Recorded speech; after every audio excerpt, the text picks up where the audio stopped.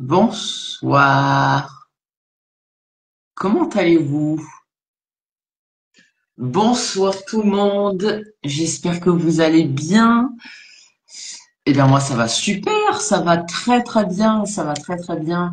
On a eu un Grand Prix, on n'a pas eu une sieste de 2 heures comme l'année dernière, donc ça va super. Bon, du coup on se retrouve pour débriefer, si je peux dire ça comme ça, du Grand Prix d'Imola. Hello Verstappen, oui, hello Oscar Piastri, hello Franco Colapinto. Du coup, bon bah encore une fois les qualifs toujours incroyables. Du coup, c'est Oscar Piastri qui a décroché la pole position devant Max Verstappen, encore une fois pour 34 millième. Les qualifs cette année, c'est toujours un spectacle de fou. Donc j'attends Monaco parce que ça va être incroyable Monaco. Les qualifs à Monaco, ça va être pépite tout simplement. Donc Piastri, Verstappen et troisième Russell en médium. Médium, les médiums qui fonctionnaient à merveille en qualif. C'était incroyable. Euh, et juste avant ça, il y a eu l'énorme crash de Colapinto et de Tsunoda. Alors là, c'est vraiment, j'ai eu très peur.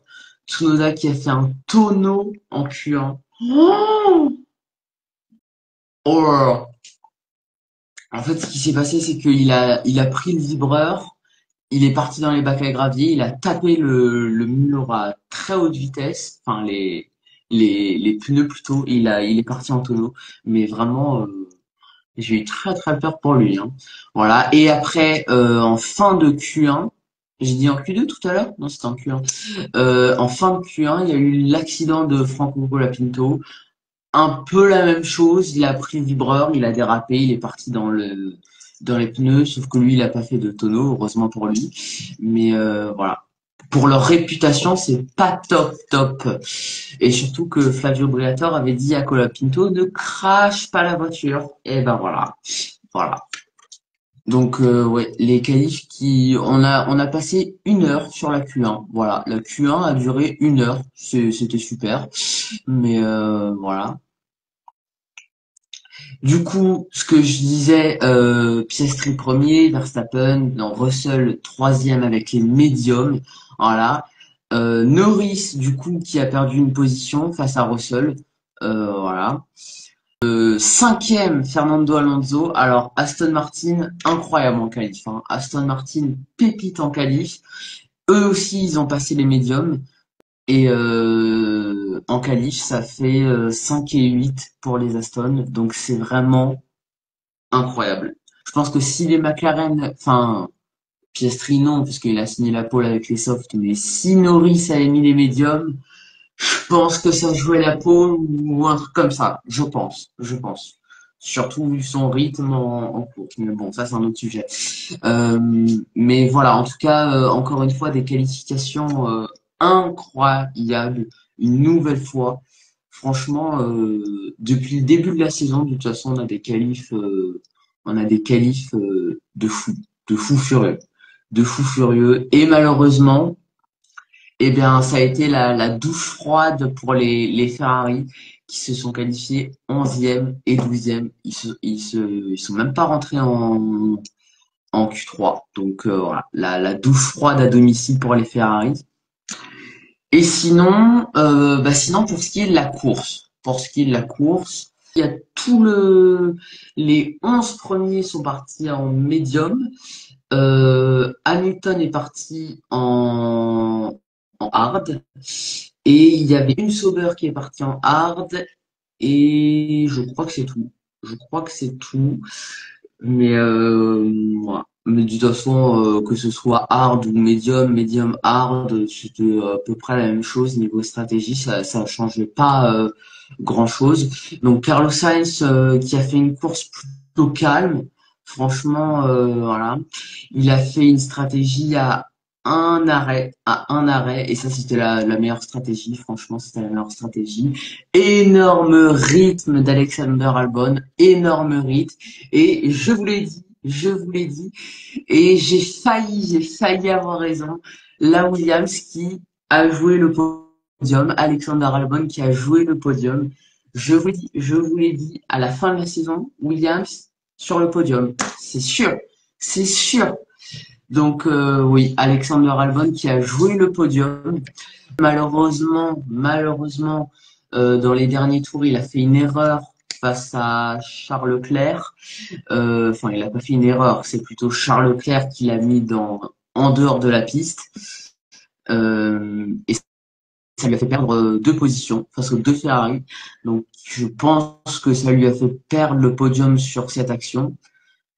Et voilà. Donc, il s'est fait passer par Leclerc Hamilton et après, il a réussi.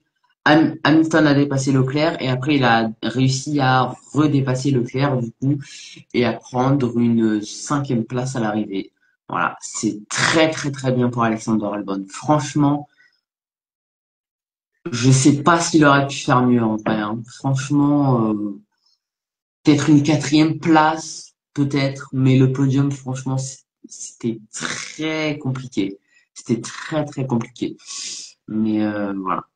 Je pense que Carlos Sainz, il en a un peu sur la patate que Alexander Albon le devant. C'était pareil à Miami. Et d'ailleurs, dans débrief YouTube, je vous avais dit que les deux pilotes s'entendent super bien, mais j'ai l'impression que Sainz il commence à en avoir un peu marre là d'Albon. Ouais, je pense que comme Hamilton à Miami, je pense qu'il en veut un peu entre guillemets. Enfin, il en veut pas, mais il est un peu énervé que l'équipe avantage Albon plus que lui. Enfin, ce qui est normal, hein, vous allez me dire, mais voilà. Voilà. Mais en tout cas, cinquième place d'Albon à l'arrivée, 40 points au championnat pour Alexander Albon. Il a déjà dépassé les années précédentes. 2022, il avait fait beaucoup moins. 2023, il avait fait une bonne saison, mais je crois qu'il avait fini avec 20 points, je crois un peu plus. Donc le record largement dépassé. 2024, il avait fini avec 20 points, même un peu moins. Donc record largement dépassé. Alexander Albon qui fait une saison pépite, incroyable. Il faut vraiment qu'il continue comme ça. Vraiment incroyable. Et puis voilà. Et puis voilà. Et du coup, vu qu'on parlait des Ferrari, les Ferrari, eh ben elles ont fait une course bien mieux que les qualifications. Leclerc qui a fait un début de course, pour le coup, incroyable. Leclerc, il a fait un début de course de fou. Il gagne deux ou trois positions au départ, et puis après sur le premier relais, il a fait un truc juste incroyable. Leclerc a fait une stratégie à deux arrêts, et bah, c'était pas la bonne stratégie malheureusement pour lui, mais voilà. Il s'est arrêté aux alentours du 15e tour, je pense, un peu moins, 13e, je pense. Et puis, euh, et puis du coup, bah, il a pas du tout, mais pas du tout été avantagé par la Virtual Safety Car à cause d'Ocon. Il a pas du tout été avantagé. Et après, il y a eu une autre voiture, cette fois-ci voiture de sécurité. Et là, ça l'a avantagé un petit peu, mais ouais. Et du coup, en fin de course, bah, il avait des pneus extrêmement endommagés. Et du coup, bah, il s'est fait dépasser par Hamilton et Albon. Voilà. Et je pense qu'avec une stratégie à un arrêt, il finissait sur le podium. Je pense.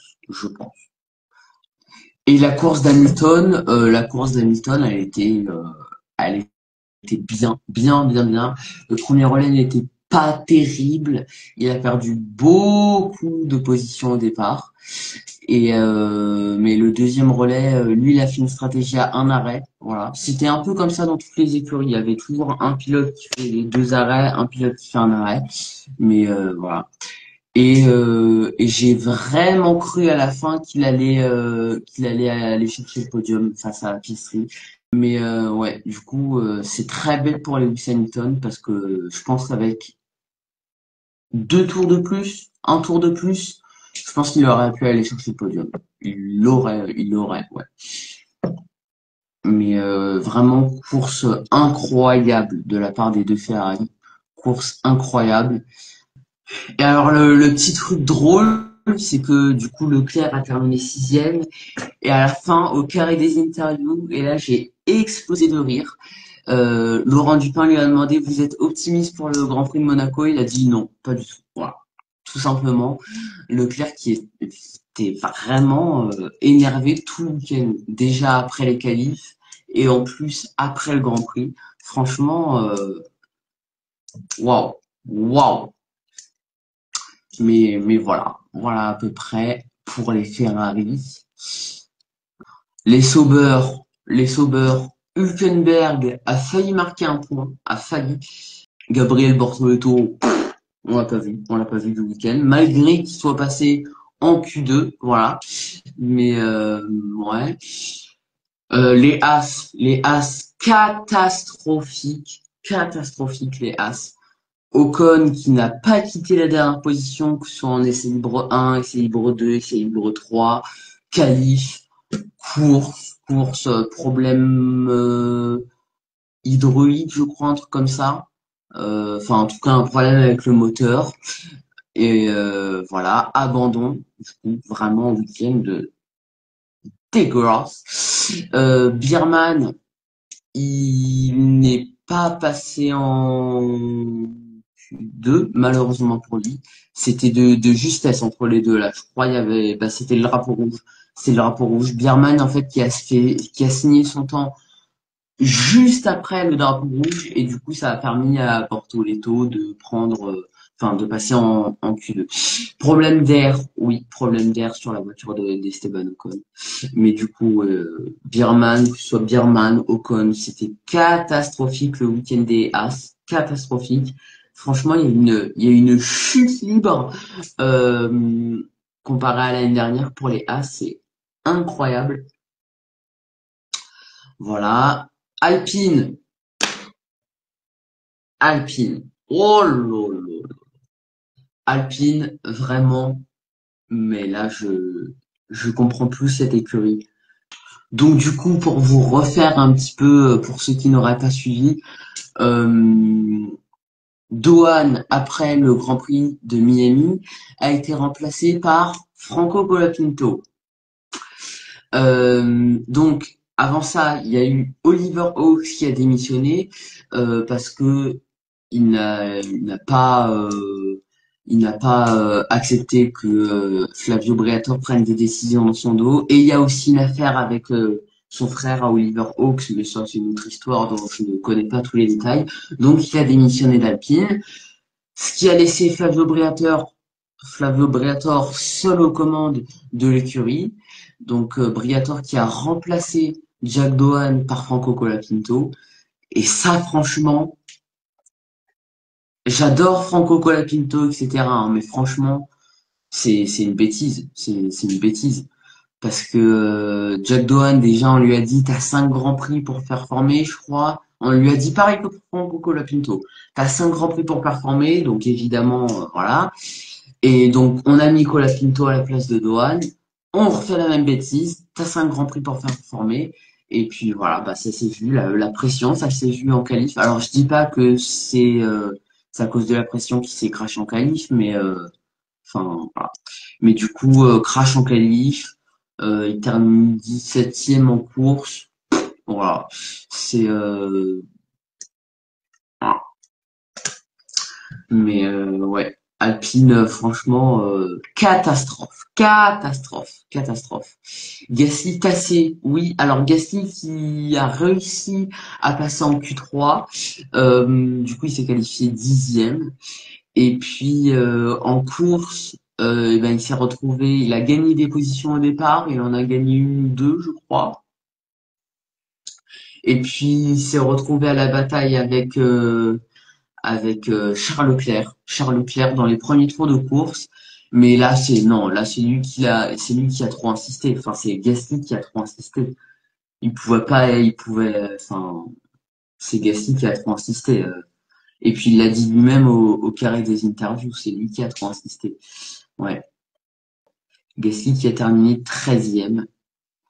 Verstappen, alors, parlant de Max Verstappen, il a fait un départ. Je vous ai fait une story d'ailleurs sur son départ. Je vous ai dit un mot pour décrire Max Verstappen. Alors j'ai eu écrasant, le meilleur de la discipline et de la grille depuis 2021, magistral, le meilleur. Voilà, c'est les mots que j'ai eus. Mais vraiment, enfin, c'était du grand Verstappen le départ. Il a raté son départ, donc il se fait dépasser par enfin, il s'est pas dépassé. Russell arrive à sa hauteur, mais du coup, Russell est bloqué par Oscar Piastri qui lui fermait la porte. Et Max Verstappen, avec un freinage retardé de 20 ou 30 mètres, dépasse Oscar Piastri par l'extérieur au premier virage. Voilà, tranquillement. Il y a que Max Verstappen pour faire ça. Il y a que lui pour faire ça. Voilà. Il se retrouve en tête alors qu'il avait complètement foiré son départ. Oscar Piastri l'avait un peu loupé, mais voilà, il s'en est bien sorti tout de même. Mais voilà, Oscar Piastri qui se retrouve derrière Max Verstappen, il sait pas ce qui lui est arrivé à lui, mais voilà. Mais du coup, Max Verstappen, en fait, qui a joué son Grand Prix sur le départ, il a pris la tête au départ et puis après, il s'est envolé, il a fait son petit Grand Prix tranquille. Et puis il a bien géré les virtual safety cars, les safety cars, voilà, on n'a pas vu du Grand Prix. Du Verstappen, quoi, du Verstappen. Voilà, voilà. Oscar Piastri, bah lui, il était dans l'air sale, la McLaren qui n'aime pas du tout l'air sale. Et puis bah il a pas tenu le rythme de Max Verstappen. Verstappen, en général, quand il est en tête, on le revoit plus. On le revoit plus. Mais du coup, ouais, Piastri qui n'a pas tenu le rythme de Max Verstappen, il a fait une stratégie à 2 arrêts au Sir Piastri. C'était pas du tout la bonne stratégie. Très très mal avantagé par une virtual safety car, par la safety car ensuite. Enfin, bref, Grand Prix foiré entre guillemets pour Oscar Piastri. Voilà. Mais du coup, au moment de la safety car dans les derniers tours de course, pneu extrêmement endommagé. Je crois 15 tours sur la gomme, je crois. Donc voilà, dépassé par Lando Norris, il ne lui a pas du tout facilité la tâche, Lando Norris. C'est pas du tout ce qui était prévu pour Oscar Piastri.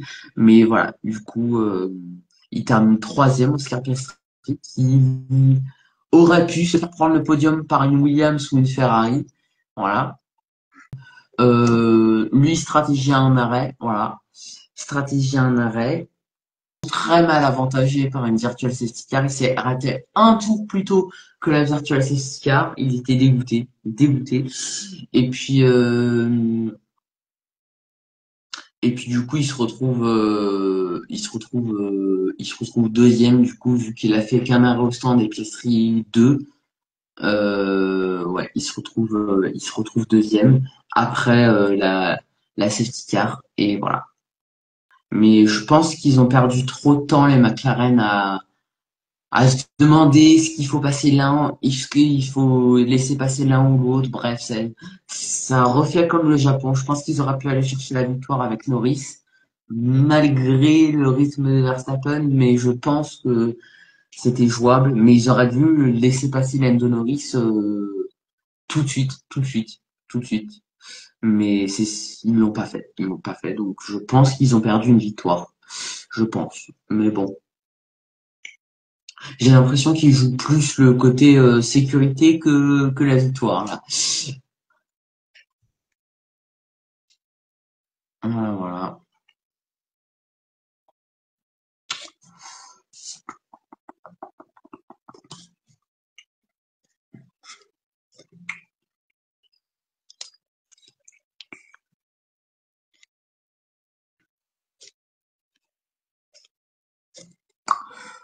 Ok, ok. Bon, on a plutôt bien débriefé, hein. Euh, mais du coup, Oscar Piastri toujours en tête du championnat avec 146 points. Norris 133 points. Bah, du coup, Norris se rapproche doucement d'Oscar Piastri. Verstappen 124 points. Voilà, les positions, ça n'a pas changé au championnat, hein. Albon qui s'échappe littéralement, 40 points. 40 points. C'est le meilleur placé. Après, il y a un gap après, hein. Après, après, c'est Ocon 9e, si je dis pas de bêtises.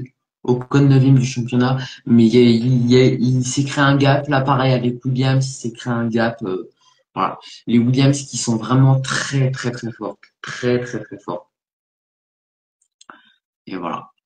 Mais du coup, j'attends le Grand Prix d'Espagne. Et tout le monde dit que McLaren va être drastiquement désavantagé avec cette nouvelle réglementation des ailerons ajustables. Je sais pas, je ne sais pas, je ne sais pas. Mais voilà. Il y a beaucoup de personnes qui disent que ça va avantager Ferrari. Voilà, ça c'est les rumeurs, ça c'est les rumeurs. Il y a beaucoup de personnes qui disent que ça pourrait avantager Red Bull face à McLaren. Voilà, voilà, voilà, voilà. Et vous, qu'est-ce que vous en avez pensé de ce Grand Prix? Dites-moi en commentaire. Hmm. Ouais, ouais, ouais. Voilà, voilà.